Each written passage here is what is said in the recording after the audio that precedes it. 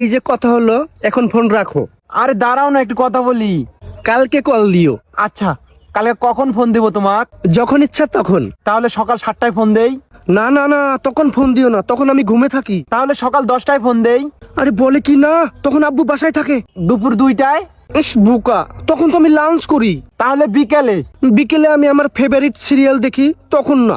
তাহলে সন্ধ্যায় কথা বলি, ভালো হবে। সামনে আমার পরীক্ষা, সন্ধ্যা আমি পড়তে বসি, তখন না। তাহলে রাতে ফোন দেই, মজা করে কথা বলবো। আরে না, বলো কি, আম্মু সাথে থাকে, রাতে কল দেওয়া যাবেই না। তাহলে কখন ফোন দিব? যখন ইচ্ছা তখন। যাই রাখবেন না শালি গুনুকের, তোমার কোনো সময় হবো না, আবার যখন ইচ্ছা তখন কল দিবেন।